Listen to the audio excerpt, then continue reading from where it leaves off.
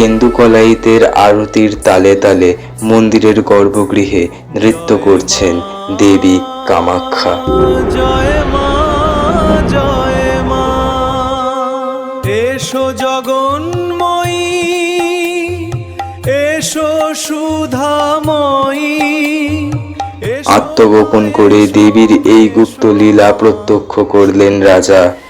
দেবী হলেন ক্রুদ্ধা, ধারণ করলেন ভয়ঙ্করী রূপ।